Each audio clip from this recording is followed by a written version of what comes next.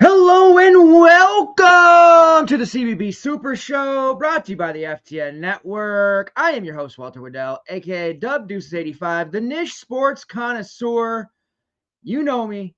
Hopefully, you like me and love me a little bit. Out here, we're in the Sweet 16, Day 2, Friday, March 27th, 2026.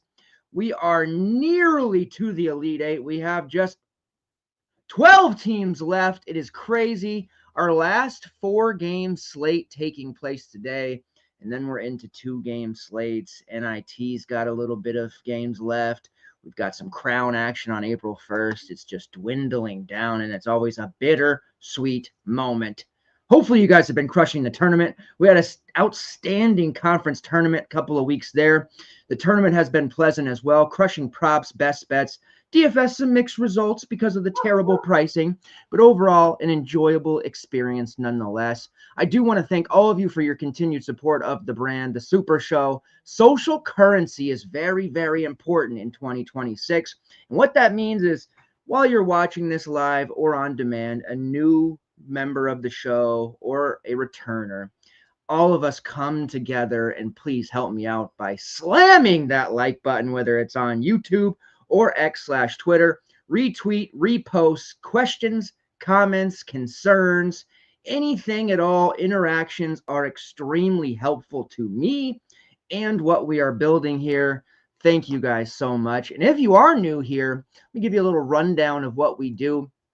We typically break down the DFS slate from a DraftKings perspective, although we do talk about FanDuel in the communities on Discord. The tried and true method, game-by-game analysis.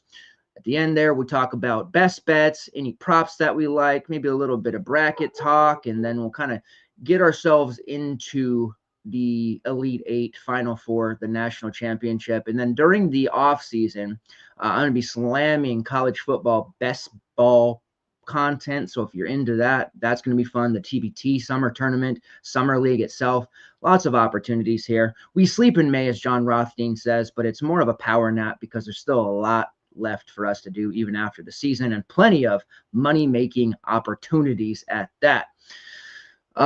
We'll be going live later tonight as well after the games to give my Elite Eight breakdown for tomorrow's slate. Should be a relatively easy one there. But a lot going on, still plenty of opportunities, but really dive into today because this is the last day where we have the 4 games and the prize pools are outstanding. So you really need to take advantage here. All right, I'm going to pull up my screen here while we're talking so you have something to look at. We have some bit of housekeeping to do, some notes to talk about. What I am sharing here with you is my overall projection sheet, DVP filter on, matchups in, box scores updated, stats updated, names, prices, formula this, formula that, everything in. But we do have a bit of news, and we'll start off with this first game here, which is the St. John's versus Duke game, which tips off today at 7:10 p.m. Eastern Standard Time. That will start the slate and day 2 of the Sweet 16. In this particular game, definitely some intrigue. Let me pull up the right spot here. Now, this is what's going on?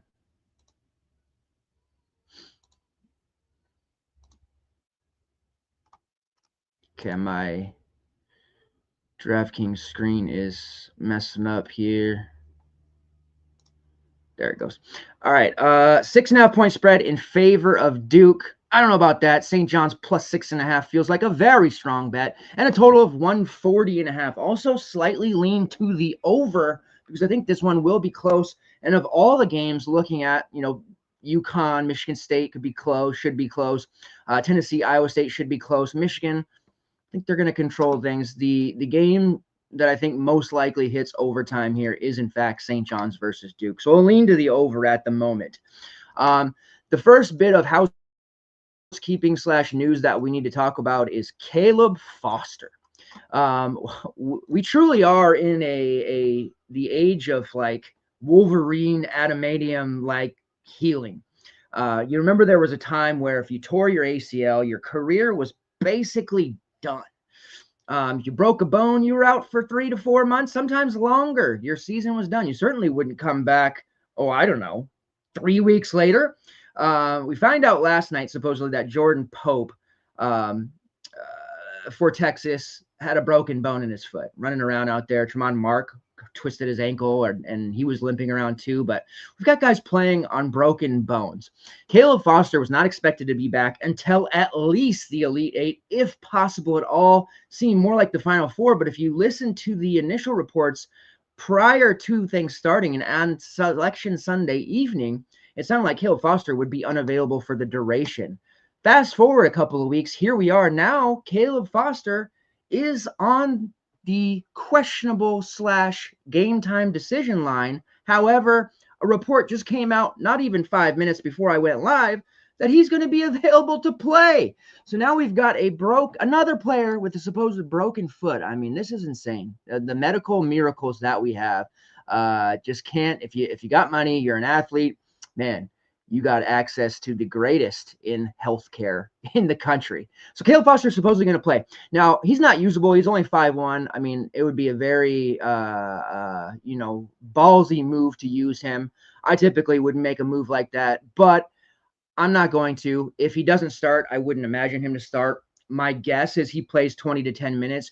We can look at Silas Demery for UConn, who, suffers a serious injury, expected to be out for a bit. His first game back, he did play about 30-ish minutes, and then he ended up playing 22 minutes against UCLA. So I would imagine somewhere between 15 to 20 minutes for Caleb Foster. It does make it a little bit difficult for me to properly project. My current sheet has him at 0 because this news just came out. So I'm going to have to pull from some of the other players. And taking minutes away, we're probably looking at a few less for Nicholas Kaminia. Instead of 26 to 28, we're probably looking at 19 to 21 for him. Dane Sarr, instead of playing 32 to 34, probably more like 26 to 28. So we'll take a few minutes off of each player here. Malik Brown might lose a little bit. Granted, different position, but you got to finagle things a little bit here. And maybe even Caden Boozer ends up losing a bit of minutes. He's been basically playing the entire game, 37, 39, and 40 minutes in each of his last 3. Maybe he drops more towards the low 30s, but situation is sticky to say the least. Should be a great game, but from a DFS perspective, it's not the game that I'm planning to stack. So we'll start there. But yeah, Caleb Foster news throwing a wrench into things here early. My man, Forklift Jeremy, long-time viewer of the show and been in the college basketball community for a very long time as well. Says, oh my God, thanks for the early show. Jeremy, thanks for being in the Discord and the community as well. Hope you have been crushing it, my good sir. And thank you for your continued support as always. All right. Okay, so you can see here, I'm just going to leave this main sheet up so you guys can kind of look at that as I'm talking. There isn't a ton that stands out here. Obviously, Cam Boozer, the most expensive player on the slate at 11-1, kind of regardless of matchup for him. He has to be in consideration, a real threat to get a double-double against anyone. St. John's front court definitely capable of frustrating him.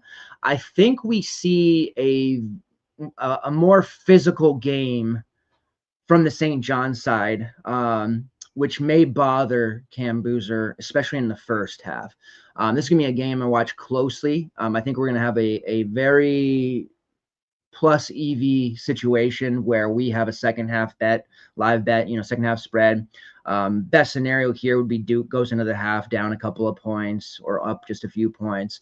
We'll see the flow of the game and who's actually kind of controlling tempo, turnover situation, all that. We've done pretty good on second half spread bets, second half totals.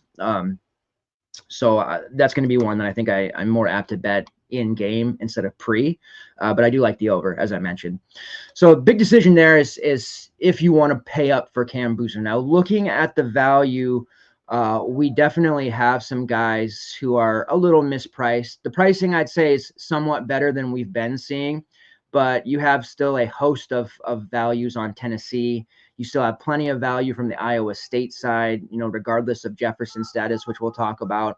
And then, of course, you've got the Michigan guards, who are all fairly cheap. Roddy Gale, Amari Burnett, Trey McKinney, and, even Elliot Kadu in the low 6K range. I'd say he's probably a little bit underpriced as well. So you can make this work. The Duke values take a hit with Foster back, obviously, but you want to lock in points with Cam Boozer. Do it. I don't think we're looking at a slate where we're going to be having to hit 300 to win. Probably similar to last night, 240 to 250 was taking down tournaments. I think we'll probably see something similar. So it makes a lot of sense to try to lock in those raw points with Cam Boozer and figure it's going to give you 45 to 50 at minimum. There's a chance for more. But I really like Zuby's opportunity here. Dylan Mitchell, like the physicality, I think could bother Boozer for one half. And one half of underperforming is enough for me to feel inclined to fade Cam Boozer in my main lineup, because that Michigan game is just far too juicy and we've got to stack it up. And playing Boozer, that takes one of the Michigan forwards off the table for me, and I'm just not willing to allow that to happen. So I will say on the Duke side, Cam Boozer is the play if you're going to go that direction. Patrick Ngongba is on the report as questionable. He's going to play his first game back. Was it the TCU game, right? After missing about 2.5, 3 weeks. He played 13 minutes. So kind of precedence again, we see about 13 to 15 upwards to 20, 22 minutes for guys coming back, rotational players. I don't think we see Foster step into a 30-minute role, and I don't think Patrick suddenly plays 30 plus minutes, although they're going to need him against this front court, especially to take some pressure off of Cam Boozer. So my thought here is that Patrick is probably going to get into some foul trouble early, kind of what we saw from Oscar Clough last night for Purdue. Although they got through it, there was a lot of foul trouble early on in that game, and it kind of played out exactly as we predicted the night before, with Modest, getting into foul trouble, Oscar Clough getting into foul trouble. It was just a Camden Heidi. It was just a very physical game, and I foresee something similar playing out here in this game. On the St. John side, Zuby will be low owned there at 9.7. He's an excellent large field tournament play. He's just so good. He projects just slightly under 4x here. Strong, 15 to 16 point floor. He's going to grab 8 to 9 rebounds regardless of matchup. He's now adding a ton of assists lately. He had 4 in the game against Kansas. It's actually the second time in the last 5 he's been over 2, and there have been 0 instances in the last 5 games where he didn't hit at least 2 assists. So some possible assist prop action here for Zuby. He's playing extremely well. He's taking threes. He's getting steals, blocking shots. He had the 7 blocks in the Big East title game against UConn, showing off for Terrace Reed there. Really, a great position here on a 4-game slate where Zuby projects under 20% owned. You can do some real damage there. As for Bryce Hopkins, Dylan Mitchell, those type of options, they're secondary for me. I do like Hopkins. You've got the guard forward eligibility, but I just don't want to trust my main slate with him. He could definitely put up a 40+ here, but he could also put a game, 15 to 20 as well. I think he's going to have to score a bunch. I just worry about his actual rebounding upside here. And then you have the values. Dylan Darling, who, we don't want to cut bait on him just yet. And you may need that value at 4.3, but, he played just the 18 minutes against Kansas. He did make the game winner. So that was pretty huge, right? But he's steadily, production-wise, just been kind of going down, minutes trickling down, still getting a high number of assists, but it's just he's kind of a take it or leave it option for me. You need the value, you need the savings because you want to jam Boozer, you want to jam Mara and Yaxel and a couple of others. You may need to play Darling. I think we have enough with Tennessee and Iowa State, like I said, that we don't have to go there. But I also think the rest of the industry is probably pulling away from Darling too, and we're likely talking about a guy who's going to come in somewhere between 12 and 15% in most contests tonight. So at least an alt play to be had there. I do think we see a Ozziah Sellers or Josen Sanin type of game. I don't think it'll be an Ian Jackson game, but one of these two, Sellers or Sanin, are going to be required to hit shots tonight if for St. John's to have any real hope. In the Northern Iowa game, which was just a blowout from start to finish, Sellers did shoot 9 threes, hit 3. Only 1 shot against Kansas there. He wasn't much of a factor, but I do have this weird nagging feeling that Sellers is going to hit 3 or 4 triples tonight. And if not him, perhaps Sannon, who did take 5 threes in their last game against Kansas. He took 4 against Northern Iowa. He's 3 of 9 so far in the tournament. But the volume has been there, and he's playing roughly 17 to 18 minutes. If his minutes elevate at any point and he gets into the 22, 23, 24-minute range, he will obliterate this price. Not safe whatsoever. But again, someone's going to have to hit shots here. And I have a feeling that the leash, the quote-unquote proverbial leash, as you say, will be short from Rick Pitino on pretty much everyone not named Zuby. So watch out for Sannon possibly coming into this game and hitting some shots there at 3-5. You know, he hits 3 threes, gets a couple boards. You're pretty much at value there, and you've opened up the rest of your lineup. But with that being said, like this game to go over. I want to watch this game because I think we'll have some live opportunities. But when it comes to DFS, not quite the game I'm looking at for my main build. Flipspick says, what did you have for a line on the over-under for that game? So you're asking about my projection, I'm guessing, or because right now I see it as 140.5 on DraftKings. Let me look at my team page real quick. 70.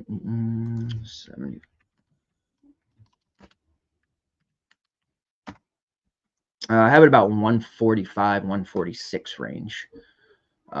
So, you know, obviously that's pretty aggressive. That's with my DVP formula on. So I have it as the over. I think realistically we're looking at a 143, 144 total. So you've got some value there just because it's going to be close. You know what happens at the end of these close games, free throws factor in, even if it doesn't go to overtime, as I'm kind of predicting. We're going to get a lot of free throw, a lot of clock stopping, and that's just going to rack up, you know, points pretty fast there. I was epically wrong about Houston and Illinois. I thought that total had an outside shot to make the over.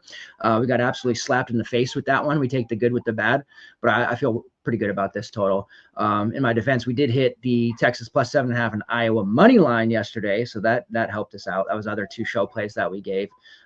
But Houston and Illinois total was not a good one for us. And also Arkansas plus 7.5, plus 8. My God, Arizona, the truth. But hey, the Braden Burry's ladder, I forgot to mention that. The Braden Burry's points ladder last night hit up to 23. So feel good about that. But yeah, over 140.5 here. All right, let's move on to the Alabama game against Michigan. This is the game of the slate, clearly, and this is the one that we want to stack. And you can look here. You've got the first 4 guys here, and I sort this by what I call X value, meaning, you know, value point per dollar, whatever, are from that game. 3 Michigan players: Elliot Cadeau, Morris Johnson, Ademara, and then for Bama, Aiden Sherrill, just because his prices dropped so much. I admit this is a tough matchup for him, but that price is very, very cheap. And Jackson Lindenberg, not far behind, still a healthy 4.3, 4.35 type of range.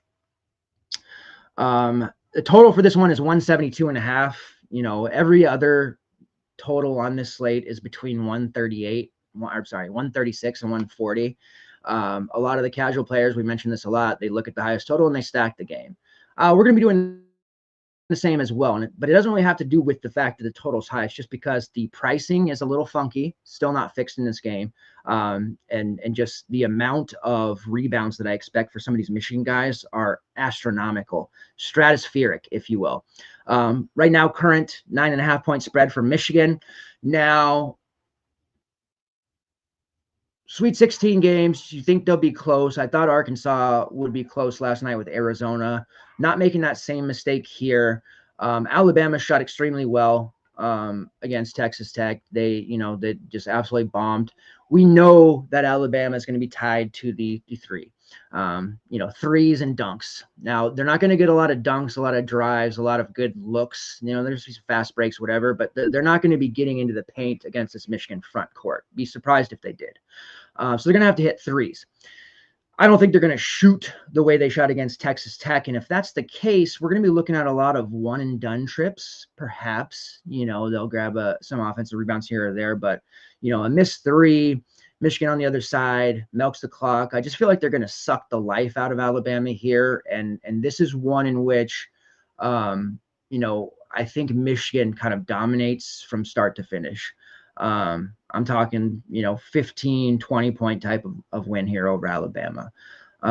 They don't have the front court necessary to contend with Michigan. It's going to be a similar situation to yesterday with Texas and Purdue, where, it's going to be a race to see who can get who into foul trouble.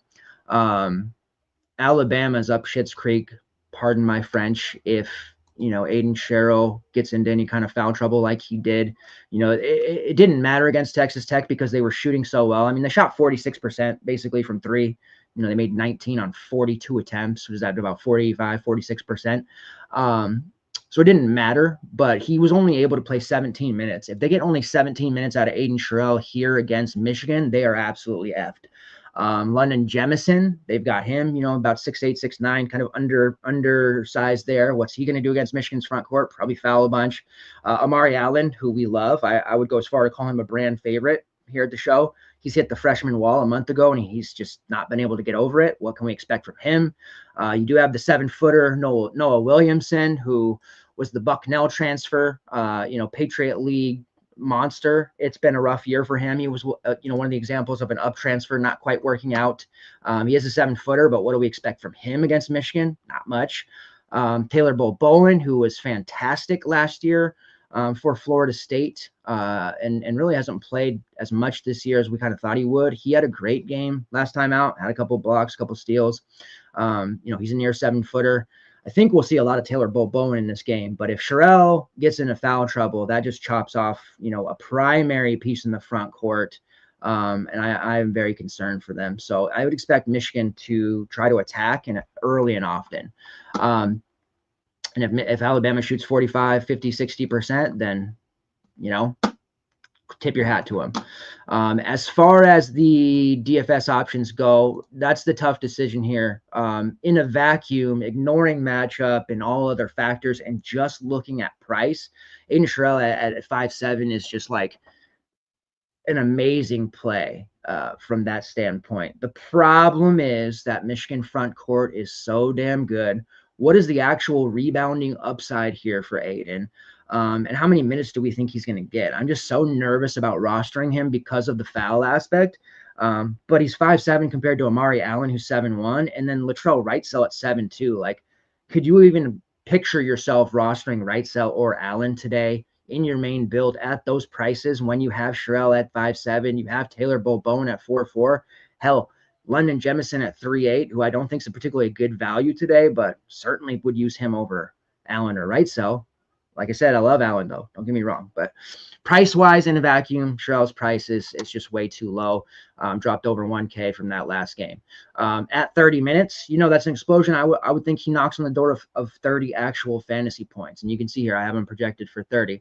But if that number dips down in the low 20s because of fouls, you can throw it out the door. He's not going to perform. Let me go to my other sheet here that you guys – this is the one I normally share. Let's just say he plays 22 minutes. We're talking about him sliding under, a 3.5x marker, probably even worse. Just a very tough situation. Knocks him down to about 22 fantasy points. It's livable. It's survivable at 5'7", but it's just really not a slam dunk play like it ordinarily would look. And that's the main concern there for me. I'm not paying up for LeBaron for Phylon, although I think he's great at 9.5. He's going to have to do a lot. I think my main looks here, if I'm to use any Alabama run backs, because I'm stacking the hell out of Michigan, as I think most of you probably are, Taylor Bowen at 4'4", I think is the one that I'd be most willing to use.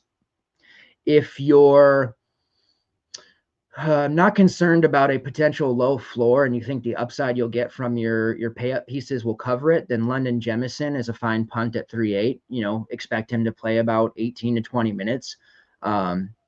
He a 7 points, 5 rebound, an assist, maybe a steal type of stat line there, and you're feeling pretty good at 16, 17 fantasy points.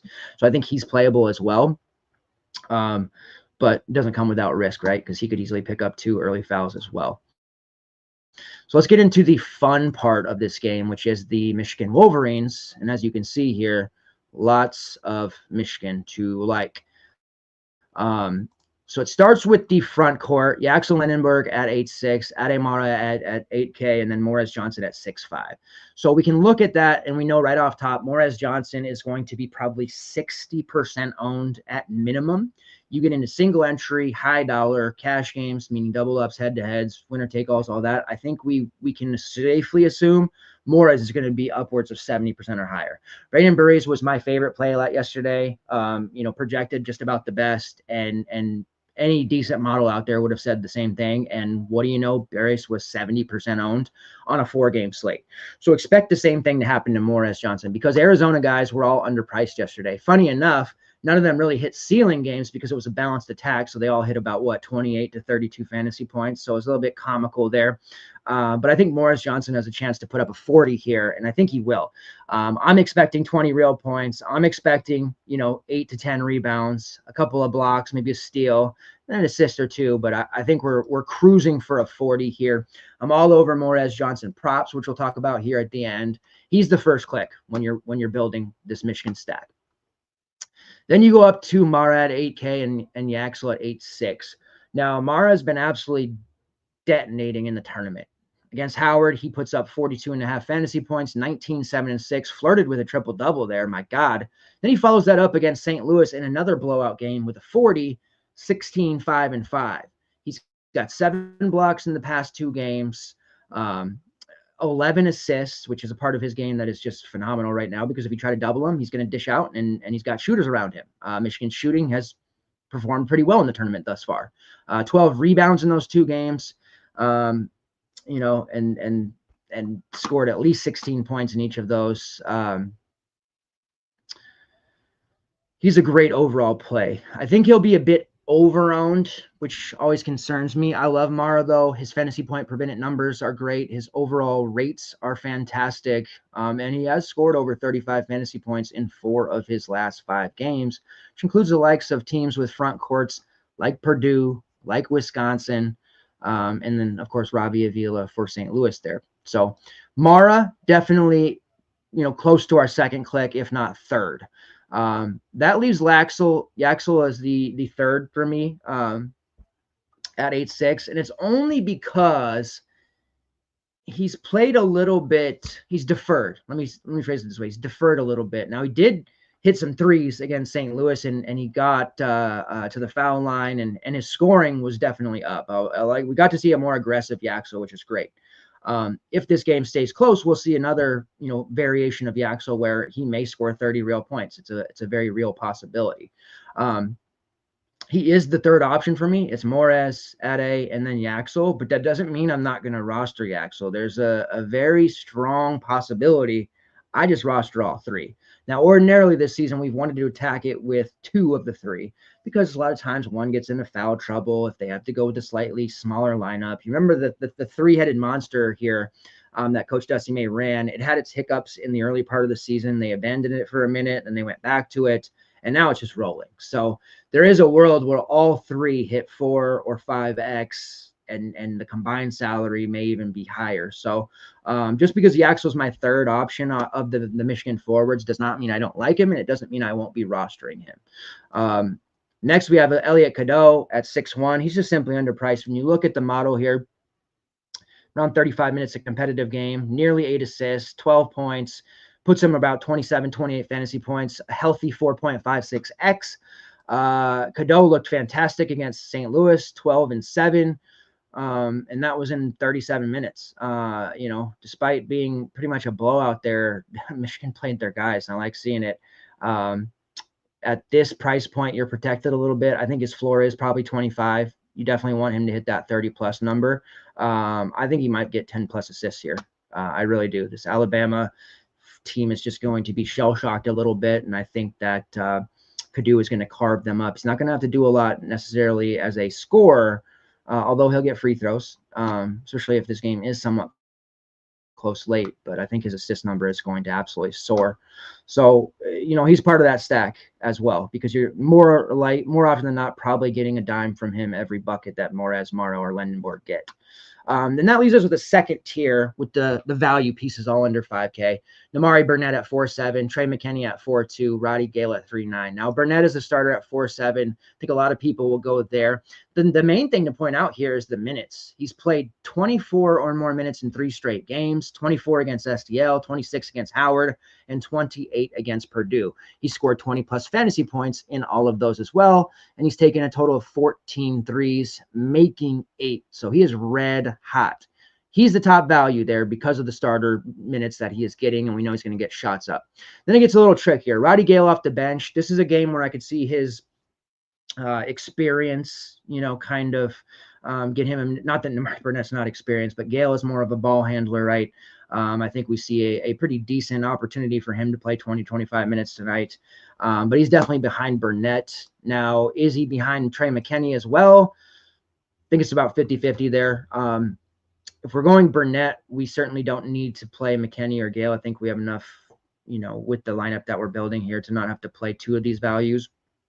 But if you're an alt builder, running multiple lineups in the $20 GPP, for example, I would just rotate through them. I'd have a little Burnett, I'd have a little Gale, I'd have a little McKinney. I like Trey McKinney's 3-point prop today over 1.5. We'll take a look at that and make sure the line hasn't moved too much there price-wise. But I do like his chances of hitting a couple threes in this one. It's just that the minutes, sometimes they could be 25, sometimes they could be 18. He has settled into a pretty healthy role now that LJ Kaysen is out for the season, and he scored 16-plus fantasy points in 4 straight games. So at 4.2, you're definitely not mad about a 16, 17 score. He's firmly in play. Coming away from this game, we're playing a minimum of 3 Michigan players, but we're probably playing 4, maybe even 5. I truly believe the 4 or 5-man Michigan stack is going to be the way to go here. They're going to score 100 points. Pretty confident in that. You're just going to be absolutely soaring in the early window going into the night set with a pretty healthy lead over your opponents. Now, who in the class remembers the Rui Hachimura Gonzaga Bulldogs? Let me go back to that season. I think that was right before COVID, right? 2018, 2019, maybe. Yeah.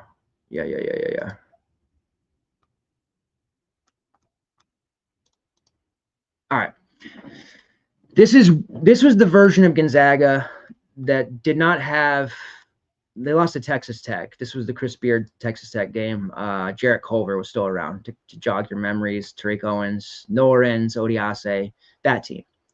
Matt Mooney. Fun game. I digress. That Gonzaga team didn't have much of a bench, so it's a little different because Michigan does. But the point being, they rolled their key guys huge minutes, and it made sense to stack them. Every time Gonzaga was on a slate that year, we played Rui Hachimura, we played Brandon Clark, we played Josh Perkins, the immortal one, and we played Zach Norvell.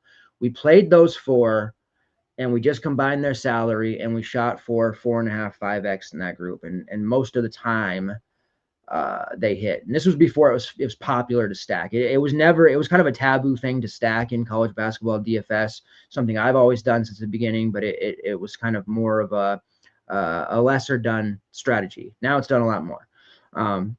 So that was successful. And I look at that team and I see an exact similar path for this Michigan iteration here, expecting their starters to all play 30-plus minutes, sans Burnett. Burnett's probably in the mid-20s because he does have to share that spot with McKinney and Roddy Gale, whereas Mara, Lenenberg, and Morez Johnson will kind of rotate in and out with each other, and Will Schwetter to give them water breaks. And then Cadell will just play, 35-plus minutes as the lead guard. So the pathway here for the Michigan stack is exactly like that 2019 iteration of Gonzaga. Those of you who played back then know exactly what I'm talking about. So do not be afraid to go all in, full send, as my son would say, with a Michigan stack. And just to reiterate the order for me: Morez Johnson, Ade Mara, Jackson Lindenberg, Elliot Kadu, Namari Burnett.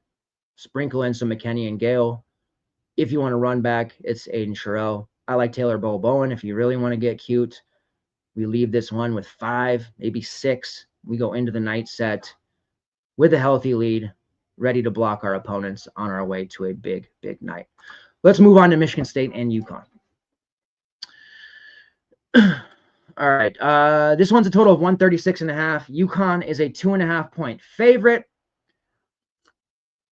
Battle of the legendary coaches, Mr. March Tom Izzo against recent two-time champion, Danny Hurley. Don't call me Bobby. I like UConn to win this game. I have seen a ton on the Spartans and the points. It makes sense, but I got to defer to UConn here. But it does not come without a little bit of worry. Silas Demery playing injured, obviously not his 100% himself. Jalen Stewart has been removed from the injury report, so we'll likely see him for 10 to 15 minutes, gives them another body. As far as what to expect from Demery in his minutes, I mean, 25, 26 maybe. Malachi Smith played 32 minutes in each of their first two tournament games and still played 32 even with Demery back. So I have to assume that Malachi Smith is still going to play, 25-ish, 26 minutes at worst. They'll probably just split. Also, we can't, we have to mention that Solo Ball's minutes have absolutely torpedoed. He played just 13 in the win over UCLA. They ended up just playing Demery and Malachi Smith together at times. So Solo Ball priced at 4.3. If you would have told me last year, especially, right after the season ended, that, hey, you'd have a 4.3 Solo Ball in a 4-game slate and you're not going to want to use him, I would have called you crazy because I would have been all over that. And I've never been like some big Solo Ball truther. Like, he's never been a favorite of mine. I used him. He's competent. He's a good scorer, right? But my God, he has been monstered to the 10th degree. Only hit double-digit fantasy points once in the last 4 games. It's just absolutely disturbing. And he's only hit 20 once since February 18th, over a month and a half ago, just once. It's absolutely scary. The volume of his shots are still there. He's just not making them. And I think finally came to a head for Coach Hurley. He just ended up having to bench him last game with the 13 minutes. So he's priced at 4.3. It's a mistake if you're a multi-enter, or it'd be a mistake to full fade him, but it'll also be a mistake if you're only a one lineup runner and rostered him, especially here against Michigan State and their aggressive backcourt and wing defense. Like, Jeremy Fear is liable to kick him in the testicles, right? So we're going to stay away from Solo Ball in Maine, but man, that 4.3 price sticks out like a sore thumb. But I think he loses time here to the Demery Smith grouping. Malachi Smith was great at Dayton. Remember, he was, guy was 8K at times with Dayton. I think we see he's been more poised. The experience is there. I think Coach Hurley maybe even trusts him a little bit more in Solo Ball at this point. So we have Malachi Smith at 4.1 there, certainly playable. Solo Ball at 4.3, not so much. Jalen Stewart returning. That'll cut into some minutes for Jaden Ross. Now, Jaden Ross had a fantastic game last weekend against UCLA in 22 minutes, 11 points, 3 rebounds, had 2 steals, a block, on his way to 23 fantasy points, one of his better games of the season. So I wonder if we see a bit of chasing there going on.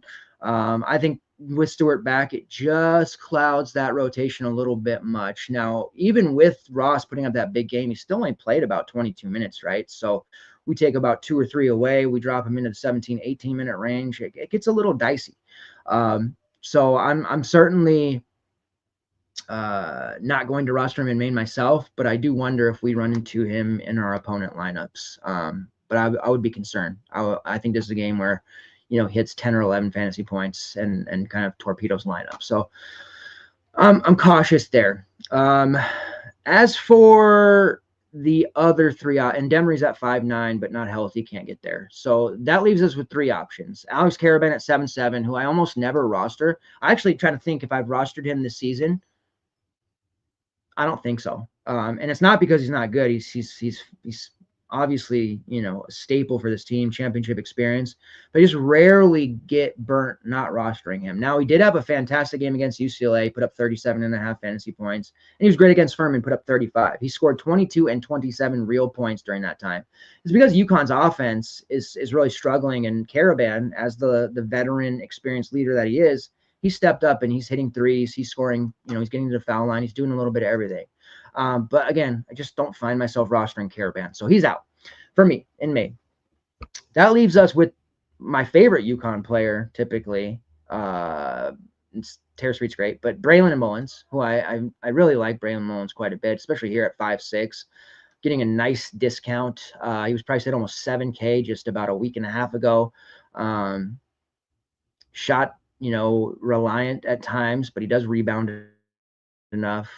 He does add stocks, get some assists. He had 6 against Furman. Really nice price point here for Mullins. I think that the 5'6" is going to go over a lot of people's heads, and I think people will see Solo Ball there. They'll see Silas Demery, a couple of other options in that 5K range, and Mullins' price is going to get missed, which means sub 20% ownership. But I'm on board with him. I like his opportunities. I think he's going to shoot a lot. If those threes are falling, we might see a Fletcher Lawyer-like type performance from Mullins tonight. So he is my favorite preferred UConn option, but I have played with my Michigan stacks. I have put in the necessary value from the last game, and it does allow me to find about 8.3 to 8.5 for a forward, which means Terrace Reed is very, very likely to be in my main lineup just because I have the salary for him. Terrace Reed had a tremendous first-round game against Furman, as you know, 31 points, 27 rebounds. Struggled a bit against UCLA, but struggling for him, 37 fantasy points. He put up a 70 in round 1. Puts up 37 against UCLA, 10 points, 13 rebounds, 3 blocks and a steal. You know what you're going to get from Terrace Reed. He's done a good job of controlling his fouls as well, but he's looking at a Michigan State team that is nasty, physical, can draw fouls. So definitely some mild concern here for me that he could get the whole 2 fouls sitting for the entire half treatment. But the price at 8.3 is not high enough for us to get away from. You look at the projections here on line 7, at about 32 minutes, we have damn near a double-double, 36, 37 fantasy points, puts him at 4.3. It's just not priced right. It's kind of like Aiden Sherrill. The matchup's kind of weird. It's not necessarily a slam dunk play, but we're talking about a guy that just does so much. He's so involved, blocking shots, grabbing rebounds. His price is just not there. He should be priced at 9.3, should probably be priced at 10K even, and then we wouldn't have to make this decision. But at 8.3, you just can't write him off. You have to consider Terrace Reed because he is liable to put up 40 here. And he may just be the one that gets the Michigan State starting front court into foul trouble. We'll see. So Reed and Mullins, the best UConn plays for me. I do like Mullins as a point per dollar standpoint, but I might have the salary for Terrace Reed. And having a Terrace Reed at a Mara, Yaxel, Lindenberg, Morris Johnson lineup feels pretty damn good, if I do say so myself.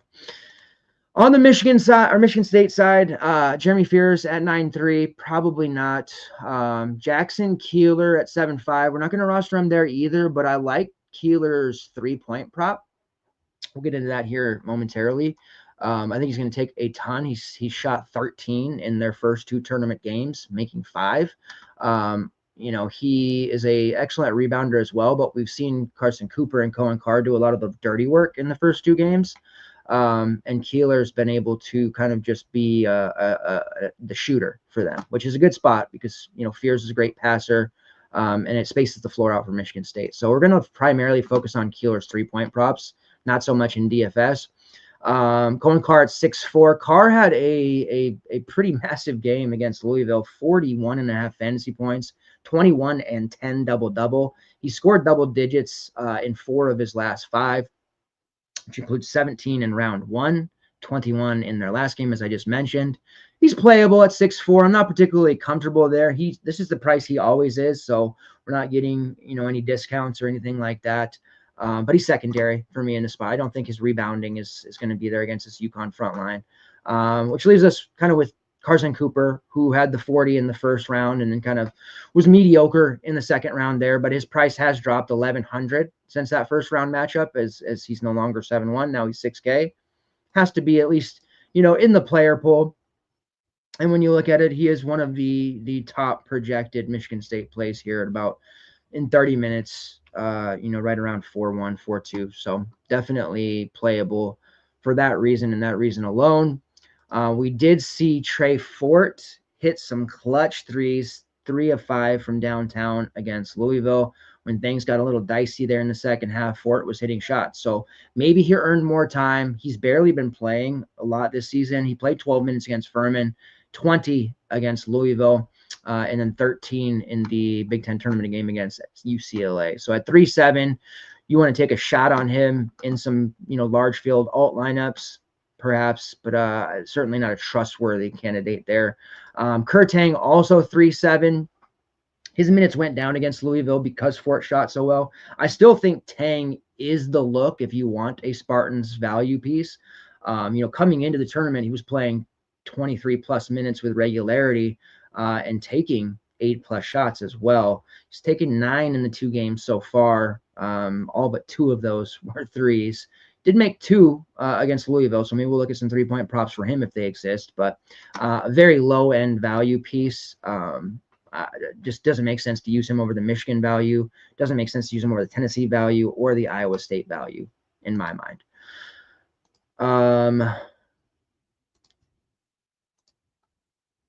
Gator says, what in the world happened to Solo Ball? I don't know. Did I see Solo Ball in a tax commercial?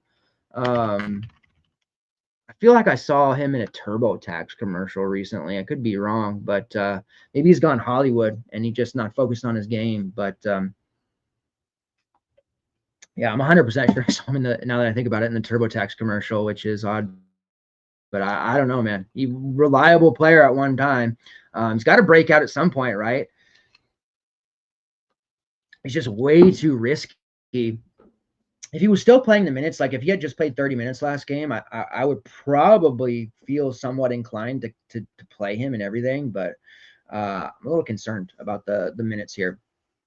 If he comes out and hits his first couple shots, he may end up playing those 30+ minutes. But if those first couple shots clank, I think we might see him, riding the pine. So I don't know, man. Tough to say. Gators confirms, yeah, it was TurboTax. Man, TurboTax did him in. I don't know what kind of bad mojo he got from the TurboTax stuff, but pay your taxes, everyone. Pay your taxes. All right, let's move on to the 4th and final game here, which is the Tennessee Vols against the Iowa State Cyclones.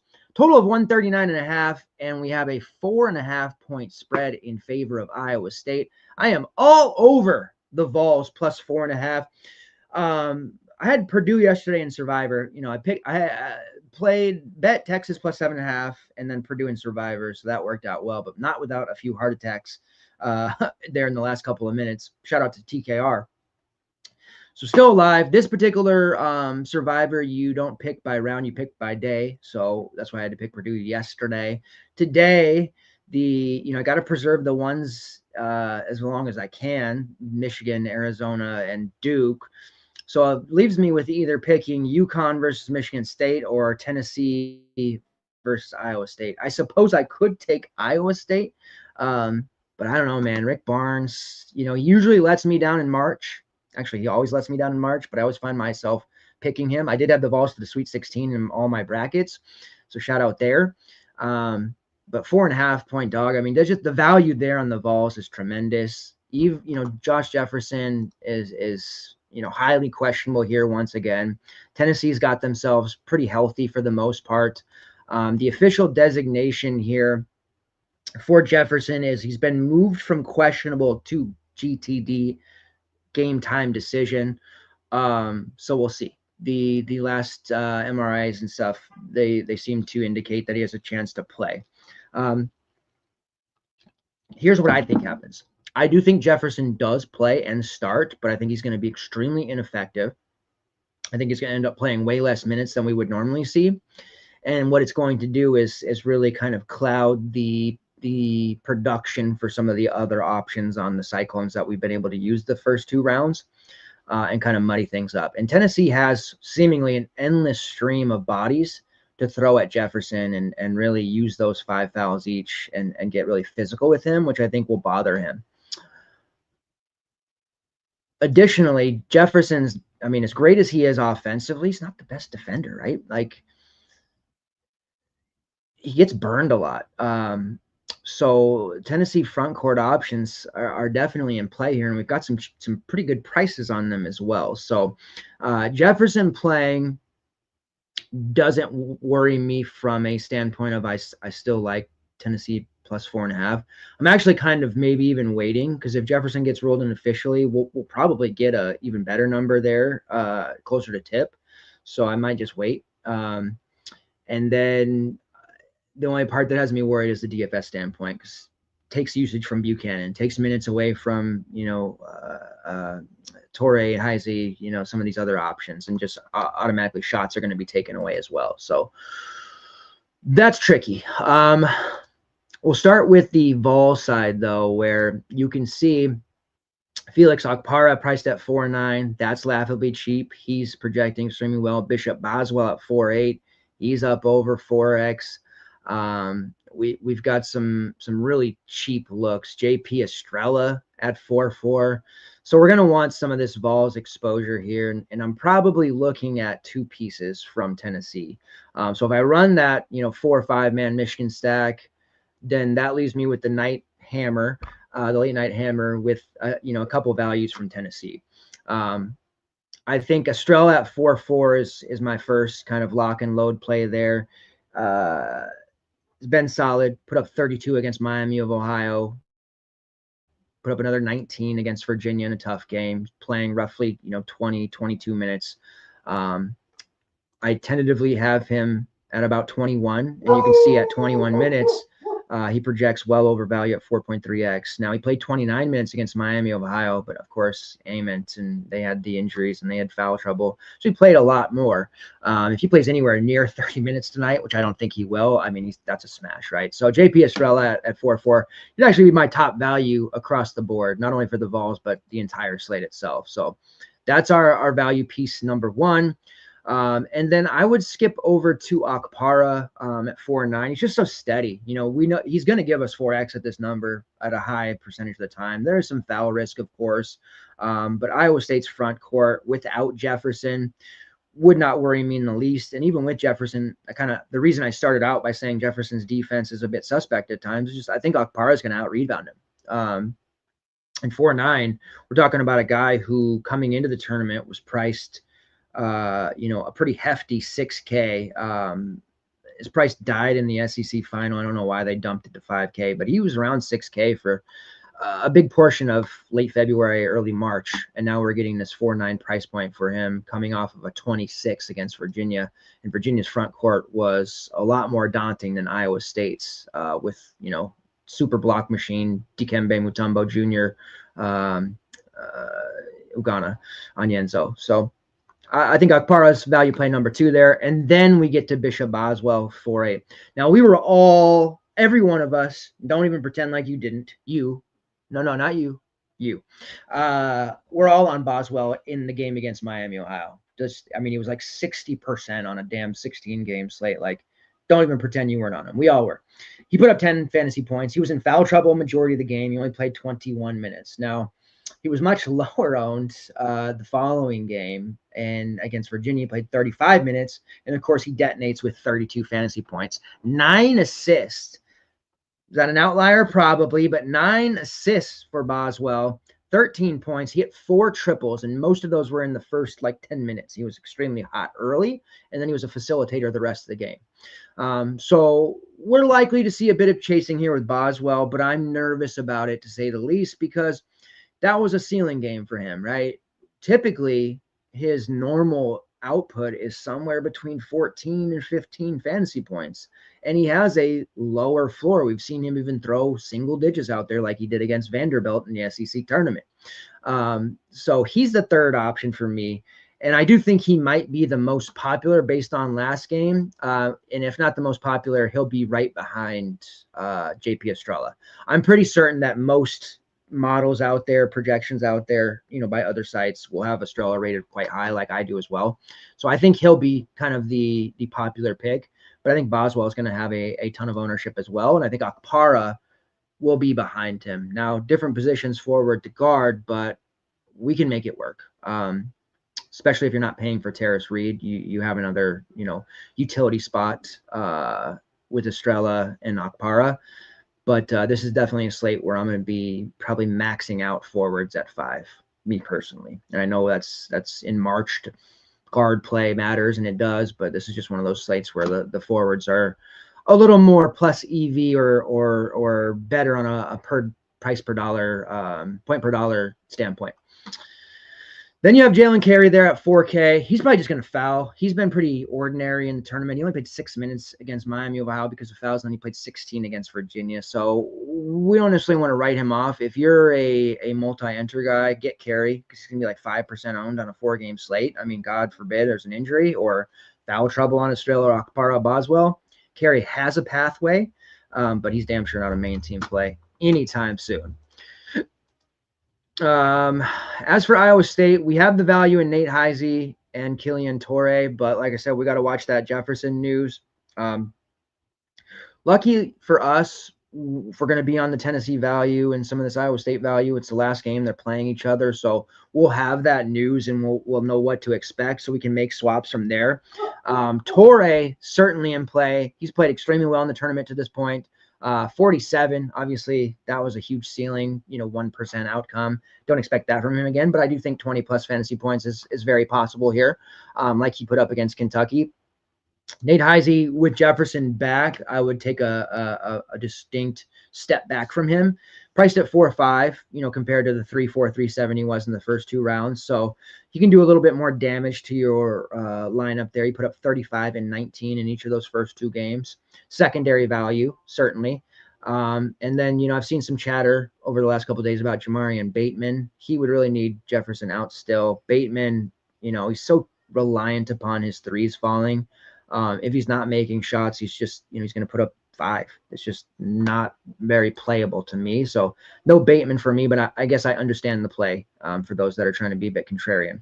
Blake Buchanan, if Jefferson is back, you can not necessarily write him off, but are we paying $6K for him with Jefferson? Probably not. So secondary play. I also think the physicality from the Vols front court could get to him as well. So that really leaves us with Tamin Lipsey at 8-4, who's more of a luxury play, I'd say, after, he put up a monster 56 against Kentucky, 26 points, 10 assists, and 5 steals. Just probably the best game of his career, honestly. And we've seen some good ones from him, but he's been a bit inconsistent throughout his career, right? But a monster game for him, to be certain. And then Milan Momcilovic, he's there at 6'8". He's put up 30-plus fantasy points in 3 straight games, includes 31 against Tennessee State and 34 against Kentucky. He's typically reliant upon his 3-point shooting ability as well, but he has been rebounding at a pretty high level. He has 9 rebounds in the tournament so far, 3 assists, and 4 stocks. So he is doing some other things as well, but Jefferson being back takes his rebounding upside away. And also, kind of takes some of that offensive touches away as well. So maybe some Milan 3-point props as well, but I'm just not finding myself paying that price tag for him, especially when we have all the Michigan guys slightly below or slightly over. So Killian Torrey, perfectly capable, perfectly acceptable main team play. And then on the Tennessee side, in this order for me, JP Estrella, Felix Akpara, Bishop Boswell, no Jalen Carey. Didn't mention Jacoby Gillespie. He's expensive at 8-7. He's fine if you want to get there. And then Nate Ament. Ament we can't trust just because he put the 19 minutes against Miami, Ohio. Clearly was not 100%. Looked great against Vandy, putting up 33 there. And then, of course, he had that monster 50 spot against Auburn a few weeks back. Did play 29 minutes against Virginia. That was good to see. And he was scoring quite well, but still did not look anywhere close to 100%. Was grimacing at times. The 7.8K price tag is interesting. Again, just on a price standpoint, it looks appealing, but factoring in health and possible minute loss, I just don't know that we can get there with them. All right, my man Josh Gillum, long-time listener, says, I played solo ball assist one time and then realized what his name meant. Hashtag dad jokes. Good one. Like it. Gators asked Carey pivot from Estrella. Not for me. I just went into why I don't like Carey, but yeah, you got some multiple lineups. If you're a one lineup guy, I would say that would probably not be the move. But planning for possible foul trouble, ineffectiveness, stuff like that, yeah, I mean, makes sense for alt builds. But my trust with Jalen Carey is pretty low at this point. But knowing that he's going to be sub 10% definitely makes sense from a strategic standpoint. All right, so that takes us to the end here. Main takeaway, Michigan stack, Tennessee value. We'll see what happens with Jefferson and the Iowa State status. We'll see what happens with Caleb Foster's status with Duke. But I'm just going to be basically all in on Michigan and Tennessee. That's really the way I'm going to attack this slate. And I'm probably putting my survivor life in the hands of Tennessee. I don't have to like it, but it's probably what I'm going to have to do because you got to, in these survivors, I've had some questions privately about this. So I'll just talk about this real quick. College basketball survivor is tricky. I was reading something yesterday. There's a very high percentage of people that play just end up running out of teams.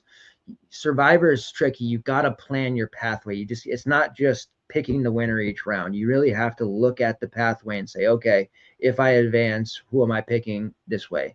Okay, if I use Duke here, I've already used Michigan State. If they beat UConn and I use Duke today, then I got no options left. I'm out of teams. So you really have to plan and be smart there. I'm right here, Mason. Hey, I'm right here. Oh, remember I told you that we got the super show today? Oh, okay. Sorry, I got my son hollering. Where are you? All right, I'm almost done, buddy. So you really have to be smart there. Creating this pathway for me, depending on what you've used so far, UConn or Tennessee, Iowa State is really the pick, in my opinion, because it leaves you Michigan, Arizona, and Duke for Elite Eight and beyond. So just plan it out a little bit better there. Was helping out one of our community members yesterday, and got him away from picking Arizona, which obviously was a winner, but he had to pick two, Iowa and Purdue. Both worked out. Now he's in a much better position, knocked out a bunch of people in the field that were on Nebraska, and all the people who did take Arizona now don't have them for the next 2, possibly 3 rounds. So survivor, a lot of strategy. Got to love it.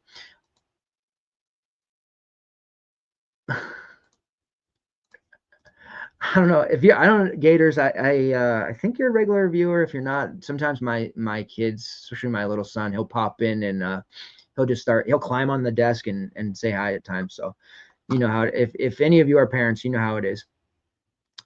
All right. Let's. So that takes us past DFS. Let's go through some best bets, prop stuff, and then we'll head out of here. So St. John's Duke. That's going to be a live spot for me. I do think St. John's plus 6.5 is a pretty strong lean for me, but probably pulling the trigger elsewhere and just waiting for a second half spot. Did that total move? It's at 141.5. Can't remember now if I said that earlier, if it's 140.5 some places, but I do lean the over, as I mentioned there. Tennessee plus 4.5 for me. DK just moved Tennessee to 3.5. So I had thought maybe with the Jefferson news that that might move the other way. Kind of makes me think that Jefferson might not actually be in. So if you still have 4.5 available, I would probably not wait now that I'm seeing this move the other way. That's probably my favorite bet, Tennessee plus 4.5. Michigan minus 9.5. I'm not buying the Alabama thing. I got caught yesterday with the Arkansas-Arizona matchup. Kind of see some similarities here. I just don't think Alabama's going to be able to handle that Michigan front court. So give me Michigan minus 9.5, Tennessee plus 4.5, and then a strong lean to the over 140, 141.5 in the St. John's Duke game. No official play for me in UConn, Michigan State. It's just such a hard game to pick. I do feel UConn advances here, but I don't think that I can bet it. And the price on minus 1.5 in the money line is not particularly great. So I'm just going to stay off of that one and watch it. Although I am possibly taking UConn in Survivor. We'll see.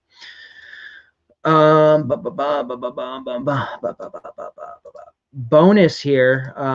We got some NIT games next Thursday, so you've got time. We have been betting against Auburn spread-wise the entire NIT and have cashed 3 straight games against Auburn. Neutral court game in Hinkle. I'd hoped Illinois State, who they're playing, was going to be like, 10.5, 11.5.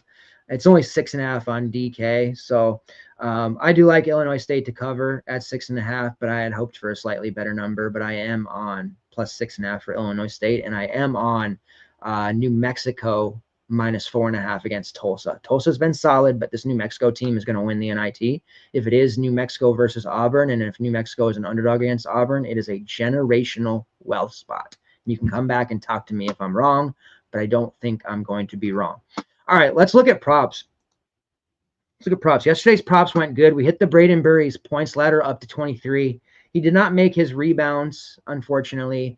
We were wrong about Trevon Brazile over 12.5, but we did hit David Mirkovich over 13.5 points and his double-double, so that was very nice. Mirkovich, shout out to you. Let's see here. Let me pull up Underdog.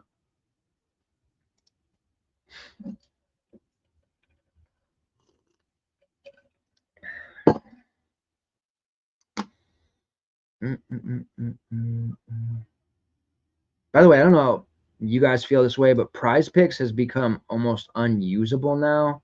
And Underdog is starting to do the same type of stuff that they did, which is irritating to say the least. What even is this? Novelty picks? Combo picks? It's like they're adding a bunch of just, I don't know what this novelty pick nonsense is. Get it out of my face. Get it out of my face. Okay. So the first one is Ademara over 7.5 rebounds. I have him at, as you can see here, 9. I have him at 9 rebounds. I think double-double is a very distinct possibility for him. I think he hits 10 plus. So a good rebounding ladder opportunity here for Mara. I think you could ride that up to 10 or 11. So that's the top prop for me, over 7.5. Oh snap! I thought I apologize, Gators, because I knew you had been around, but my short-term memory is not great, and names I'm especially not great with. But OG, triple OG since Blog Talk Radio, probably 70% of people watching right now do not know what that is. But hey, warms my heart when anyone talks about it. I try to use the way back. Got me sidetracked here, but it's fine. I try to use the Wayback Machine to like go back because you can look at old stuff on the internet. And I went to Blog Talk Radio because they stopped. That they're no longer a thing. But they like apparently murdered their everything, all their backups, everything, that all old shows. So I can't even hear the old shows anymore, which really makes me disappointed because we had a lot of great content in those days, man. Appreciate you continuing to support. You are the man. All right, so Ademara over 7.5 rebounds. I also like his over 14.5 points, but that's a little bit closer there, of course. We have seen him get more assists lately. He's I have him at 2.8, close to 3. His assist prop is sitting there at 2.5.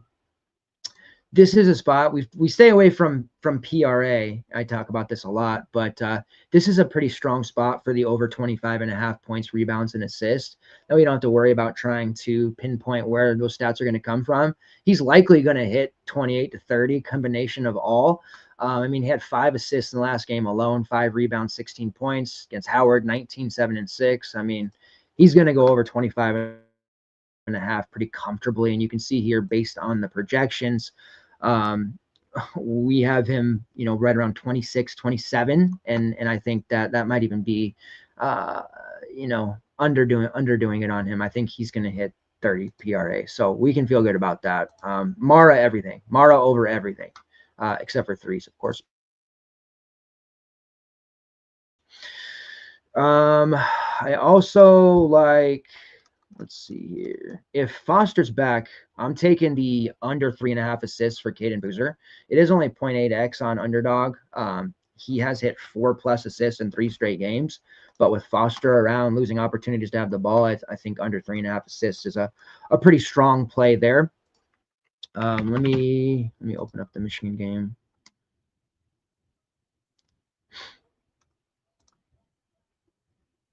Like Elliott could do over 19.5 points plus assist. That's a pretty strong one. Let's look at Morez Johnson here. His PRA is 24.5, but we're going to want to do his points.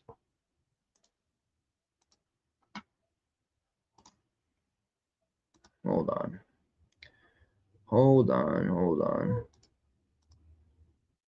There we go. Not 3 points. All right, so 14.5. This is a great laddering opportunity. So I'm going to be laddering Mara's boards and Morez points. Over 14.5 points for Morez Johnson. It's juiced really, really high on it's minus 135 on DraftKings, minus 150 on Bet365, but you can get it for minus 114 on FanDuel, minus 115 on Fanatics. I've been doing some laddering stuff on Fanatics because they've been offering more.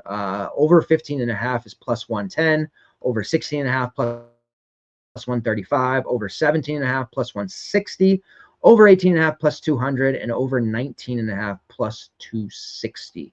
I will be laddering Morez up to 21.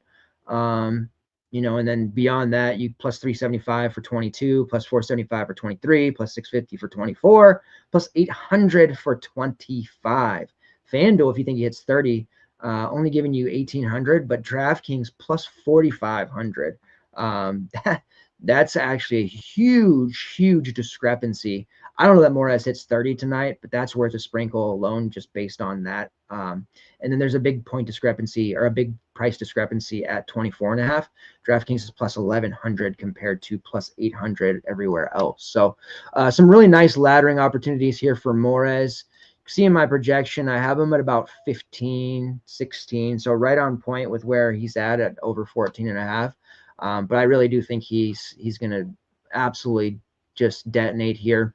I think we see a 25, 26 point game from Morez. So big time opportunity there. I think he's going to hit a lot of mid-range jumpers.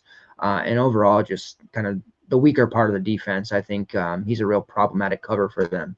So we're all over his points. We're all over Mara's rebounds, Mara's PRA as well. Elliott could do 19.5 points plus assist. Let's see. Namari Burnett over 9.5 points. He's hit 11 plus in 3 straight. We know that.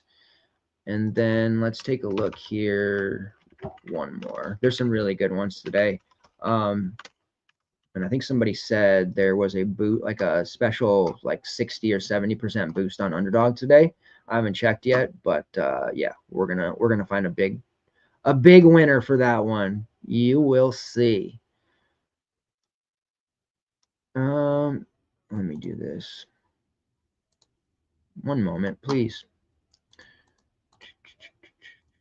Here, while I'm waiting for this to load, what do we got going on here?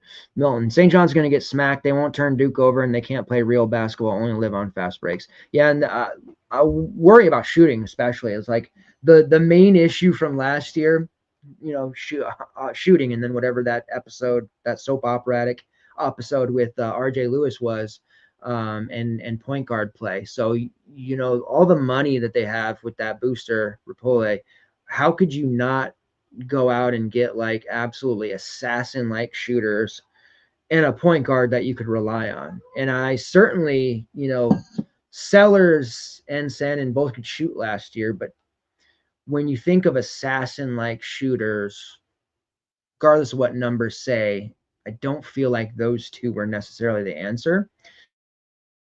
And as much as I like Dylan Darling and Ian Jackson to a lesser degree, I don't feel like they answered the call there with all the money they have in the NIL. So yeah, you might be right. This Duke team's very susceptible, though. I mean, I'm guessing you're a Duke fan. Maybe you're not. Sorry, I apologize if you're not. But I think they're a little susceptible here, especially in the front court. But yeah, there certainly won't be a lot of turnovers on the Duke side there, unless they play Caleb Foster 30-plus minutes, maybe. I don't know. Either way, I think it's going to go over, but should be a fun game. All right. Hold on. Okay, Tennessee, Iowa. Here we go.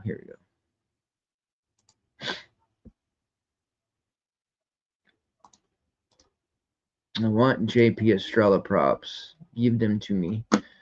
10.5 points. Let's see. New rebounds. I think there's a points plus rebounds prop here for Estrella that we have a big edge on. Let's see if they are offering it. 18.5. Guess not. I thought it was 16. So never mind.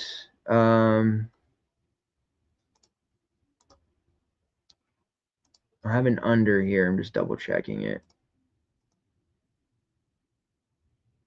I like Nate Heisey under 9.5 points because of the threat of he's threatening them. The threat of Jefferson being back, less minutes, less opportunities. I just don't think Heisey's going to be much of the game plan here. He hit a couple of threes, but I like his under 9.5. It is juiced at Bet365 at minus 130, slightly better price at underdog. So I'll probably be throwing that into some flex tickets because I don't see a lot from Heisey today, especially with Jefferson likely back, as I said. So why do you have that? He's walking around like a sled. Okay, all right, don't swing that. He's got a sledgehammer, folks. Regular McFoley over here. So that takes us to the end of the show. I do appreciate you guys, the interactions that you gave. We covered pretty well, I think. Elite 8 starting tomorrow. Let's look at the schedule real quick. Can you be careful with that, please?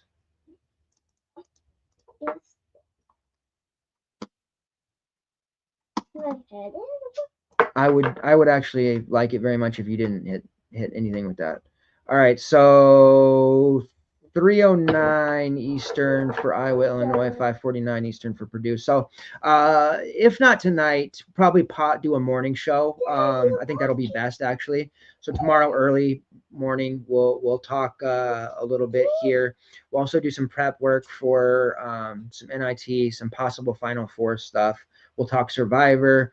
And we'll have a plethora of props and best bets as well. So appreciate you guys for your continued support.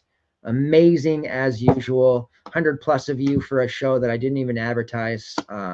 Thank you so very much. I'm going to go make sure that my young son there doesn't go swinging that little mini sledgehammer. I mean, where the hell he found that thing. And we'll be back tomorrow morning. Same time, same place. And remember, green screens and window trips.